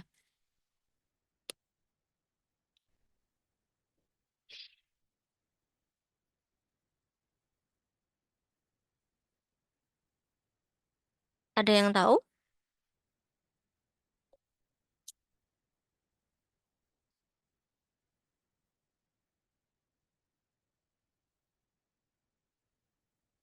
Hasil akar selalu positif. Karena bilangan tak terhingga merupakan bilangan real. Karena bilangan tak terhingga itu nggak ada ya sebenarnya, karena dia tidak punya batasan, maka di situ eh, jadi ditulis tak terhingga. Nah, betul kata Mbak Puput ini ya, atau Mas Puput. Karena di sini fungsinya itu adalah akar x, maka domain maupun range-nya itu selalu positif. Jadi maka ditulis di sini 0 sampai tak terhingga.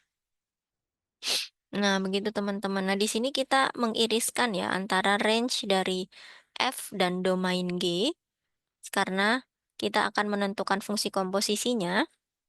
Di sini kita akan mencari domain dari fungsi komposisi G dengan F dan domain F dengan G. Irisan dari range F dan domain G di sini adalah 0 sampai tak terhingga. Sama halnya range dari fungsi G terhadap domain dari fungsi F itu juga 0 sampai tak terhingga.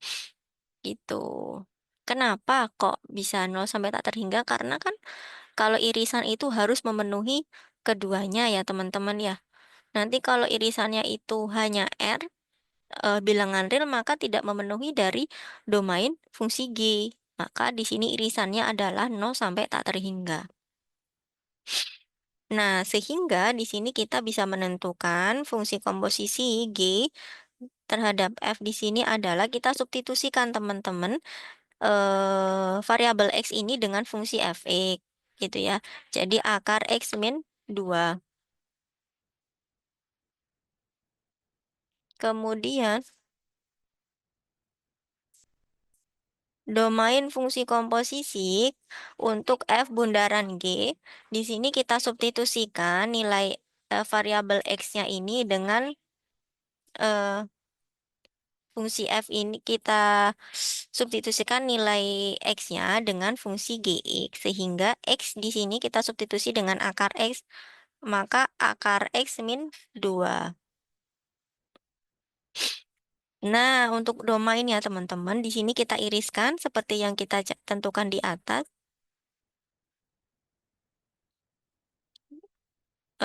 Range dari G, kemudian kita iriskan dengan domain F, sehingga kita bisa menentukan domainnya adalah dari 0 sampai tak terhingga. Sehingga kita bisa simpulkan bahwa domain fungsi G, domain dari komposisi G terhadap F itu tidak sama dengan domain F terhadap G. Begitu teman-teman. Nah, sampai di sini untuk fungsi komposisi apakah bisa dipahami? Laki-laki, oke, Mas Puput berarti ya. Sampai di sini fungsi komposisi bisa dipahami teman-teman?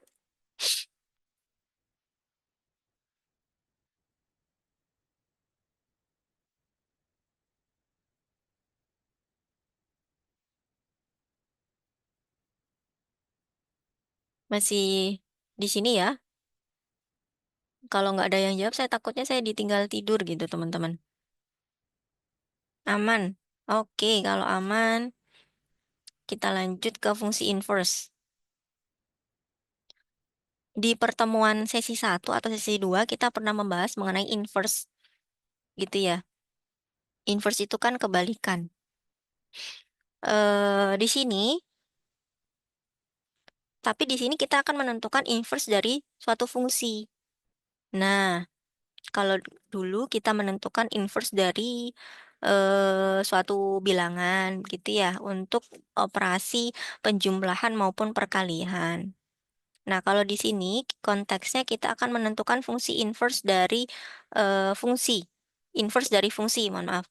Inverse dari fungsi. Di sini kita punya inverse itu bisa dituliskan sebagai F pangkat min 1 seperti ini, teman-teman. Nah, diberikan bagaimana cara menentukan inverse-nya seperti ini. Kita punya fungsi fx sama dengan 2x min 4. Atau bisa kita tulis si fx ini sebagai suatu fungsi y. Nah, jadi kita bisa ubah persamaan y itu terhadap x. Y itu sama dengan 2x min 4. Kemudian intinya di sini teman-teman kita akan mencari nilai x itu sama dengan berapa sih gitu. X itu sama dengan berapa? Nah, di sini kita punya Y karena Y sama dengan 2x min 4, kita pindah si X-nya itu komposisi dari fungsi itu yang memiliki X itu di ruas sebelah kiri, kemudian yang memiliki unsur Y ataupun konstanta itu di sebelah kanan, sehingga untuk mempermudah menghitung atau menentukan nilai X-nya itu berapa. 2x itu sama dengan Y plus 4 di sini. Sehingga kita bagi kedua ruas dengan 2, maka kita punya X sama dengan Y plus 4 per 2.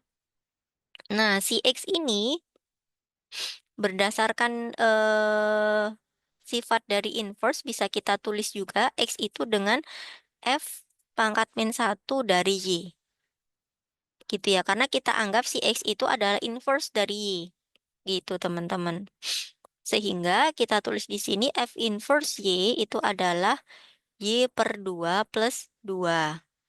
Nah, karena baik ruas kiri maupun ruas kanan ini memiliki variabel Y, maka bisa kita ganti si variabelnya itu dengan X, maka kita punya F inverse dari X itu sama dengan X per 2 sama dengan 2. Begitu teman-teman untuk fungsi inverse.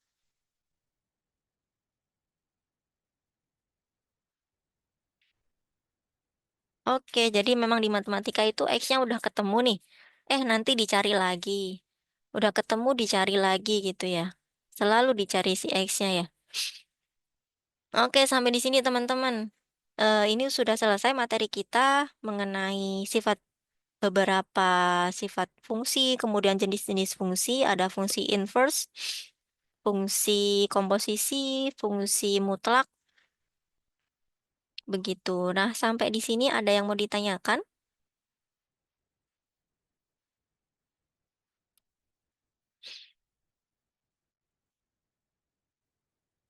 Tidak. Contoh soal. Contoh soal yang apa nih, Mas Zaki? Kalau Mas Muhammad Zaki ini pasti cowok nih. Saya pasti nggak salah nih.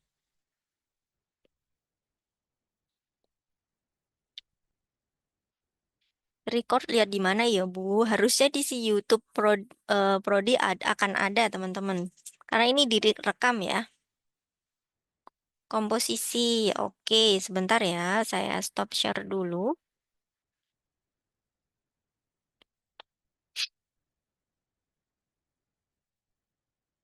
Fungsi komposisi contoh soal.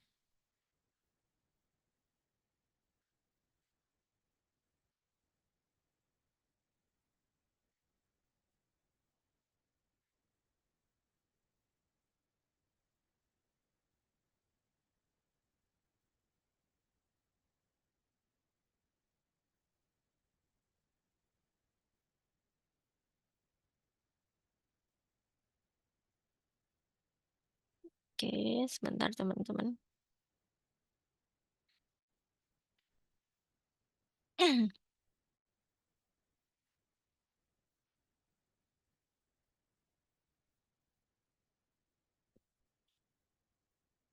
Oke, terlihat ya.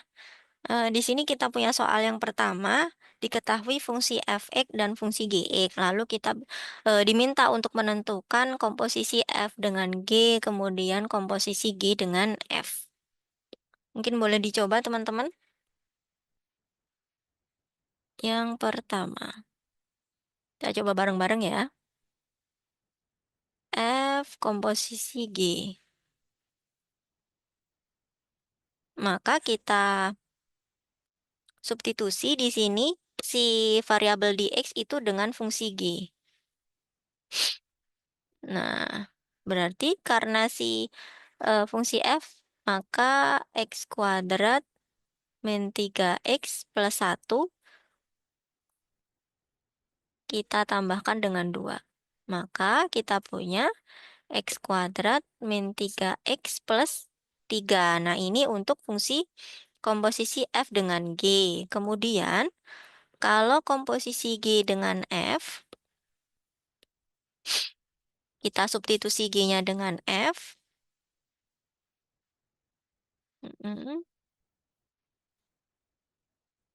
G dengan F. Ini.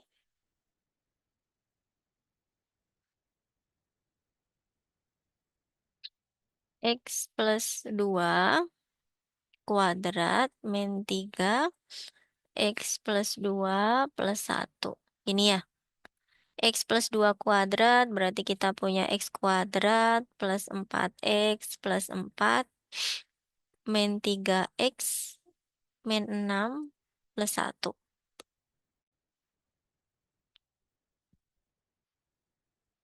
Ini kita punya X kuadrat plus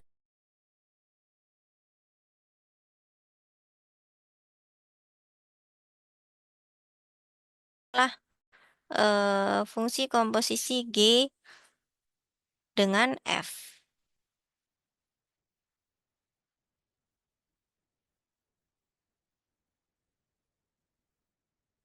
Oke. Sampai di sini nomor 1 ada yang mau ditanyakan teman-teman? Izin bertanya di luar materi untuk peserta yang ikut webinar tapi nggak sempat absen karena sambil kerja, apakah dihitung tidak ikut Zoom? Iya, teman-teman. Jadi kalau teman-teman mengikuti kegiatan ya, to web, webinar atau apapun itu ada presensinya, berarti bukti untuk mengikuti kegiatan itu ya presensinya. F bundaran G kok nggak X plus 2 ya, Bu? F bundaran G. Iya, kalau ini sudah X plus 2 ya, Mas ya? Mas atau Mbak ya? Ini kan F, fungsi F-nya itu disubstitusi dengan X kuadrat min 3X plus 1. Gitu ya. Nah, karena fungsi F-nya itu adalah X plus 2 di sini, maka ya X kuadrat min 3X plus 1 ditambahkan dengan 2. Hasilnya ini. Gitu. Ada absensinya nanti ya di akhir sesi. Oke. Di sini contoh untuk fungsi komposisi ya, teman-teman ya. Ada yang mau ditanyakan nggak dari proses penyelesaiannya ini nomor 1?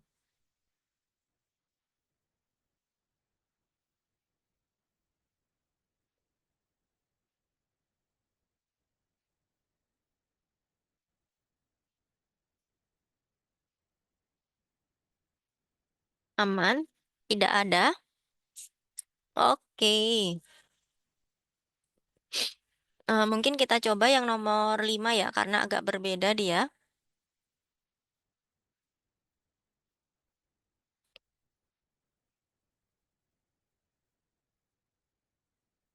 Ketahui fx dan gx-nya. Fx-nya itu x.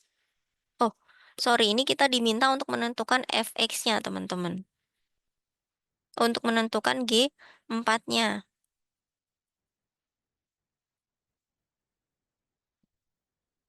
Diketahui G bundaran F.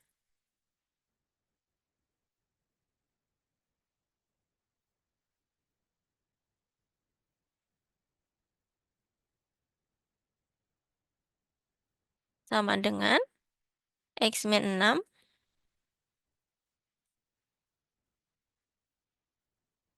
X plus 4. Nah, G bundaran F itu adalah fungsi G dengan variabelnya itu adalah si X. Nah, fungsi F-nya itu adalah X plus 2.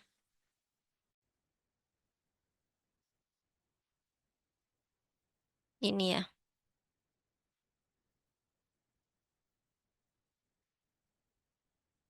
Nah, sampai di sini bisa dipahami?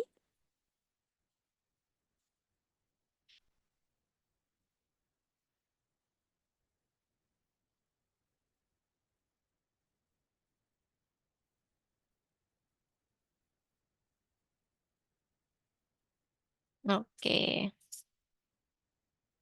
sebentar ya.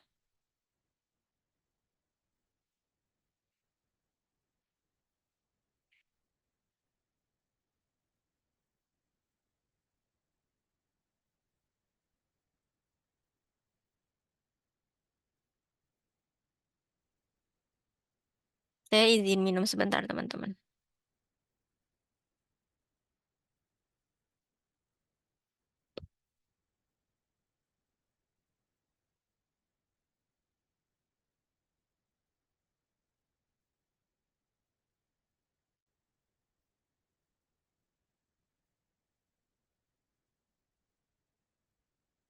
Oke.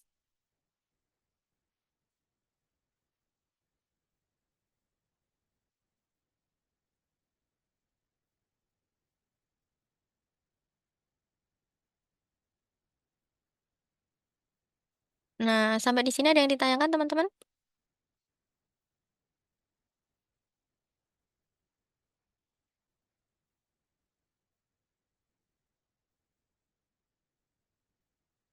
Mungkin soal untuk menentukan domain ya.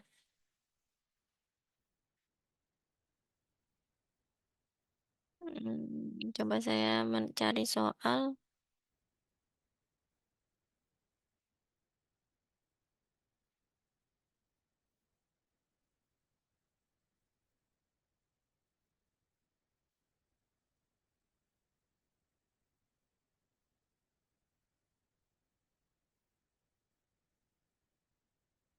Diketahui di sini fx sama dengan x kuadrat. Kemudian gx adalah akar x min 1. Nah, domain dari f adalah ini himpunan bilangan real. Kemudian domain dari fungsi g itu adalah 1 sampai tak terhingga. Hmm.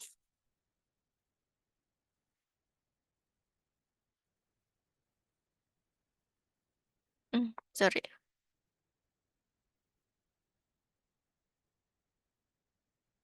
Sebenarnya 1 tak terhingga ini juga bisa ditulis seperti ini, teman-teman.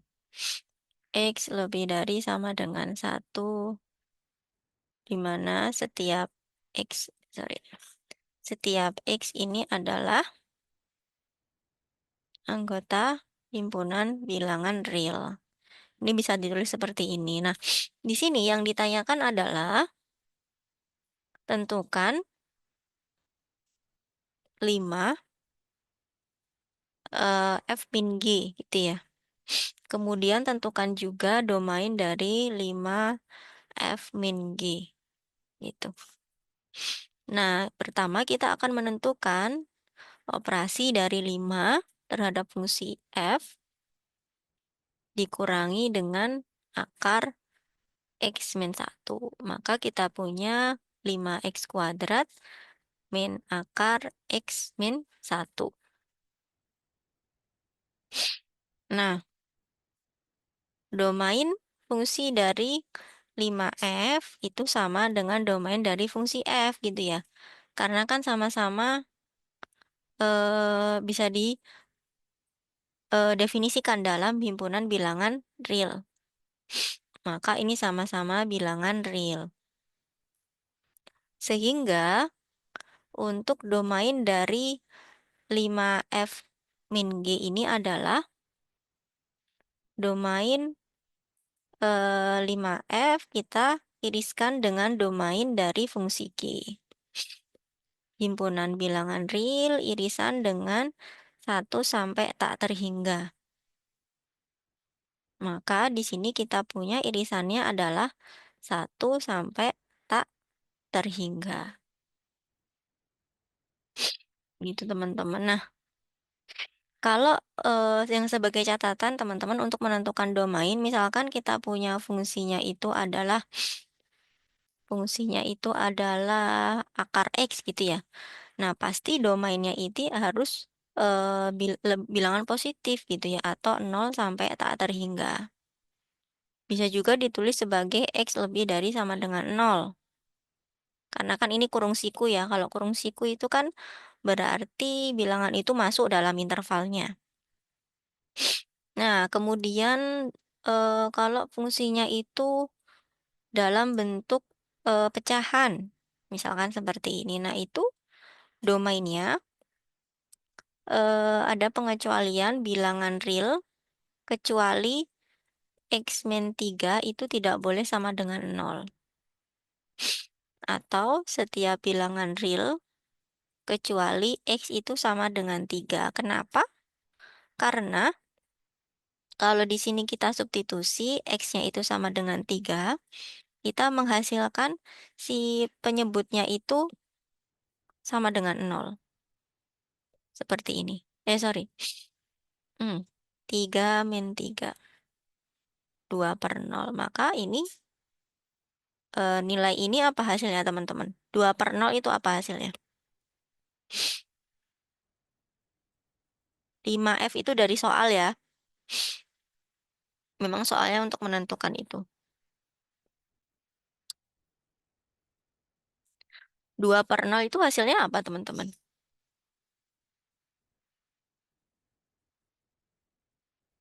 Tak terdefinisi, tak terhingga.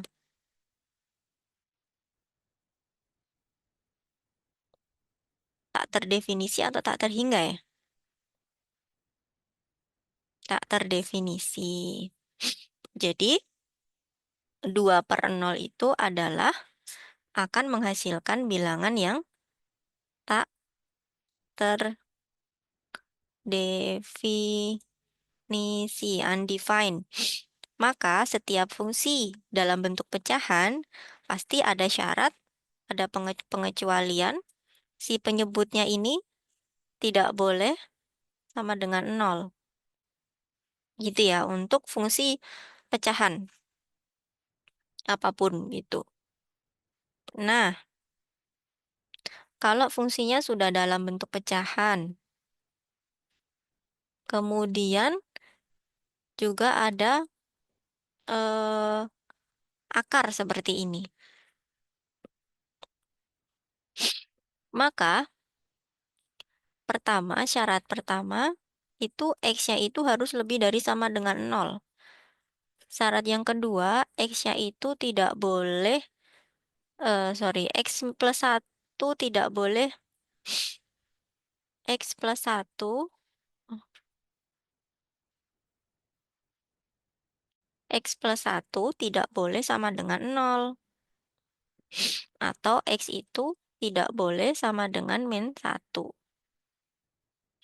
Maka bisa dibentuk domainnya. Domainnya adalah X anggota bilangan real sedemikian sehingga X-nya itu kurang dari 1 dan atau X itu lebih dari min 1. Gitu.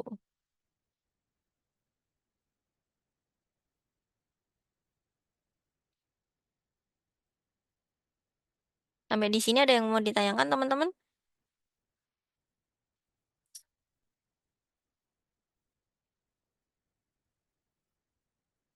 Kalau tidak ada, berarti sudah paham semua ya ini ya?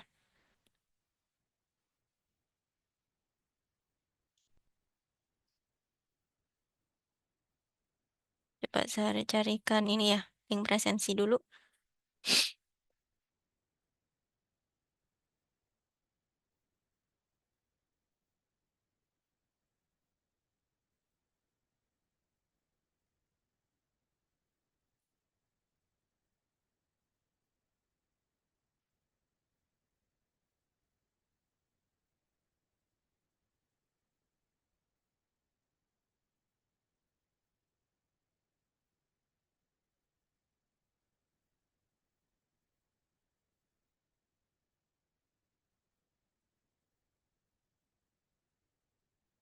Apa ada sesi web lain di luar ini, Bu? Kata Mas Ali.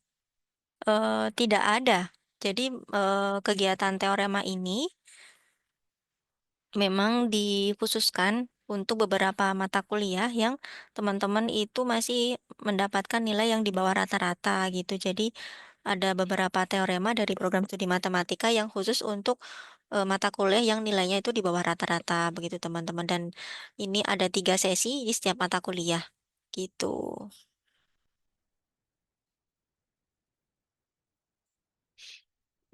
Rekomendasi buku untuk pengerjaan soal.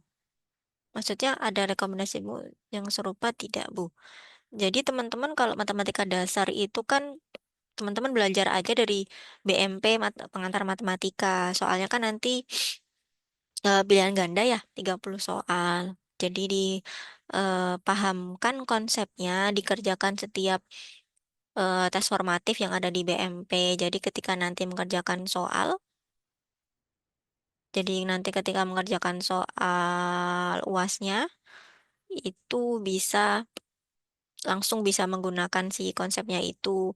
Kalaupun waktunya bersisa, bisa dicek lagi apakah benar atau salah. Oh iya, ada cukup belajar untuk YouTube-nya ada sebentar ya. Ini untuk link absennya.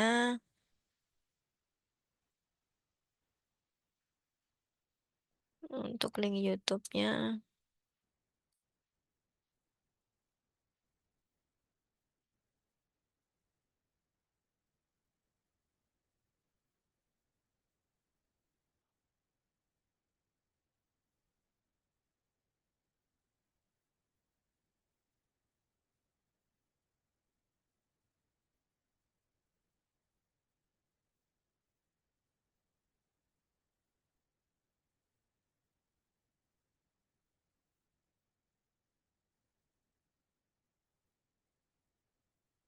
Nah, ini ya teman-teman untuk linknya nanti teman-teman bisa mengecek ya cara berkala ya untuk videonya sudah terupload atau belum. Tadi materinya apa aja ya? Oh, ini nanti ketinggalan ya nanti mungkin teman bisa melihat YouTube-nya. Begitu.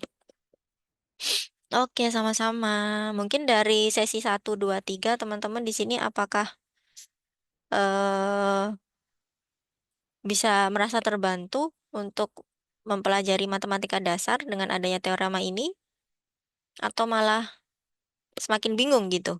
Boleh tulis di kolom chat ya sebagai bahan evaluasi.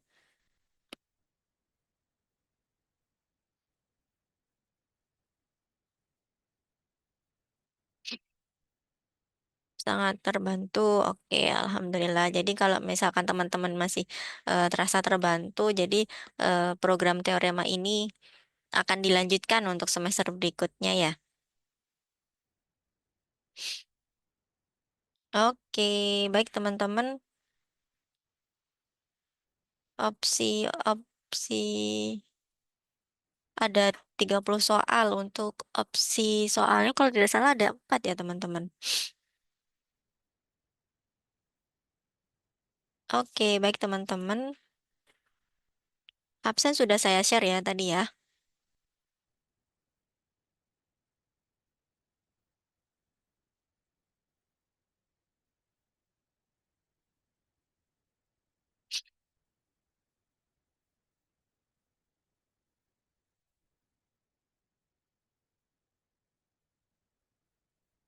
Di sini absennya. Oke, sebelum kita akhiri mungkin kita bisa foto bersama dulu. Boleh open cam yang bisa open cam.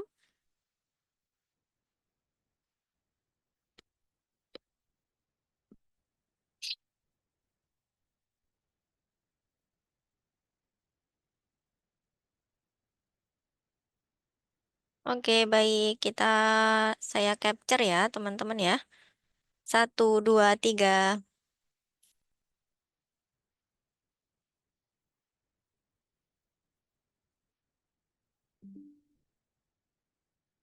Oke.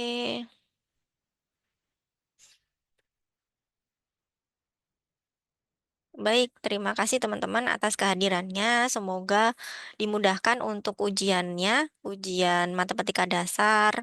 Semoga dengan adanya teorema ini juga bisa terbantu ya untuk mempelajari atau memahami mengenai materi matematika dasar. Baik, kurang lebihnya mohon maaf jika masih ada yang kurang. Semoga sukses untuk ujiannya dan tidak ketemu saya lagi untuk teorema selanjutnya. Karena kalau ketemu saya lagi berarti teman-teman masih ngulang materi kuliah matematika dasarnya ya. Oke, gitu. Terima kasih. Assalamualaikum warahmatullahi wabarakatuh.